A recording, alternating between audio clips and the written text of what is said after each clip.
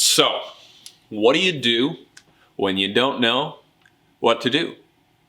I mean, if you knew what to do when you didn't know what to do, then you would know what to do, which means you would know what to do, right? Did you follow that? Not totally sure.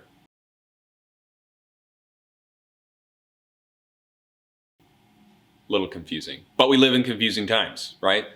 This is why it's kind of important for us to look at what do you do when you don't know what to do? Because you want to know what to do so that you can do it when you don't know what to do.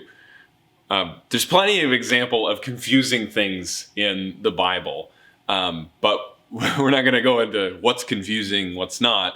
We need to look at who's an example for us in the Bible of someone who acted and still did the right thing even when things were confusing and he didn't know what to do. And a great person for us to look at is Joseph. I mean, this guy went through some really confusing things. He had no idea what God was doing in the middle of all of it, and it was really hard. And things kind of start out hard for him, specifically with his family. So here's the background with Joseph. Joseph is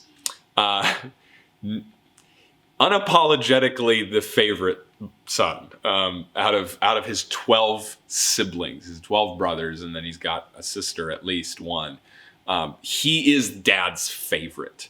And dad shows him and everybody else in the family, Joseph's my favorite, when he gives him this really nice many-colored coat. You might know it from, the musical. But basically, just so that you kind of feel this, imagine you're in a big family and, some of you are driving already and you have to drive mom's old minivan. But then when this kid gets to be 16, dad buys him a brand new sports car to drive around. Like that's how I want you to imagine, if you're Joseph's brothers, that's what Joseph just got for his birthday.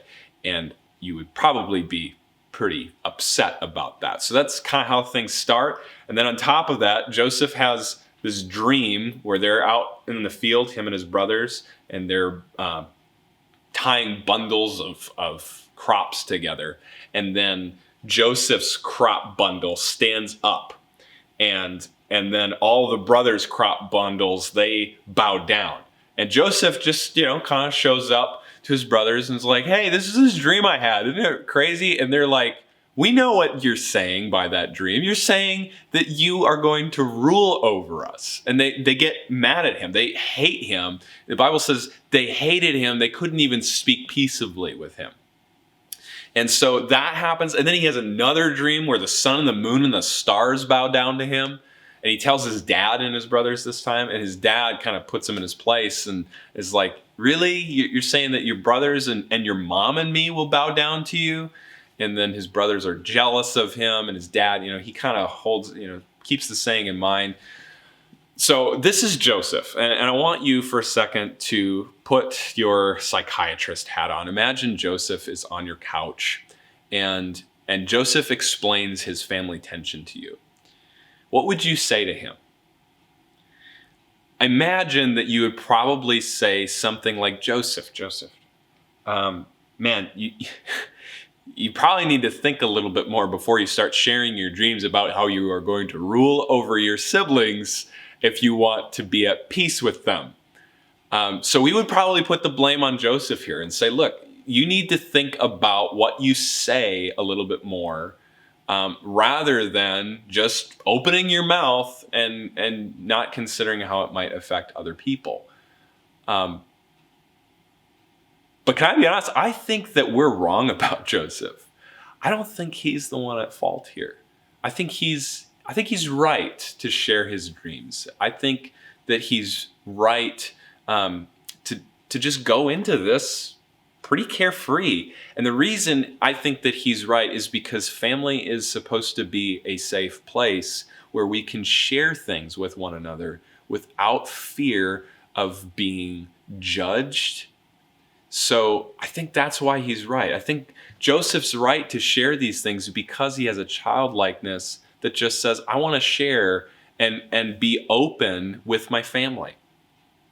So I want to ask you, are you more like Joseph, who's wanting to be open and honest and sharing things with your family, or are you a little bit more like the brothers of Joseph, who kind of shuts people down when they're open and wanting to share things because it might be offensive to you?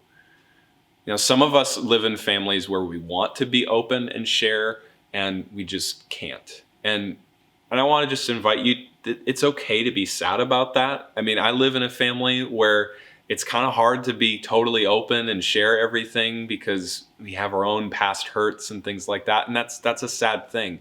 But I need to ask myself, even though I'm not responsible for their actions of not wanting to be open and share, am I the kind of person in my family who is actively working in the way that I treat my siblings, my parents, that it's okay that they would be open and share? Am I one that welcomes openness and honesty and safety into my family, whether or not the rest of my family is? Am I doing that? So that would be my first thing. And then the other thing is, the brothers of Joseph get really angry pretty quickly when Joseph shares something. But his dad doesn't get so angry. I mean, he does kind of put him in his place, but he also says, it also says that his father kept the saying in mind. So what his dad does that his brothers don't is his dad goes, well, maybe it's true. So when you're talking with your family and someone says something, all right, and they're being open and they're sharing, and you don't agree with what they say, or you find what they say to be offensive, you know, like maybe your mom kind of says something to you kind of to the effect of, you know, you don't really clean up and you don't really do your chores when you had just done the dishes beforehand. And you kind of take offense at that at first. You're like, I do my chores, I do my work. Before you get mad, before you get offended at what somebody is saying to you in your family or anywhere, rather than letting your blood boil, rather than getting offended, rather than getting defensive, ask yourself the question, is what this person saying, is what they're saying true? Because if what they're saying is true, then I need to listen. I need to listen to them no matter what. I need to stop and listen, really humble myself, keep my mouth shut, ears open, because that's what love does. Love listens. And love then considers, is what this person is saying, is it true? So those would be my encouragements for you this week in your family. When you don't know what to do, here's some tips.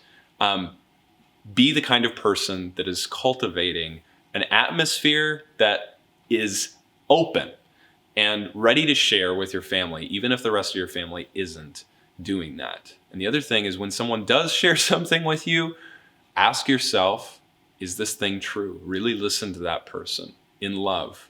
Keep your mouth shut, ears open, listen to them. That's what Jesus does for us all the time, right? He listens to us.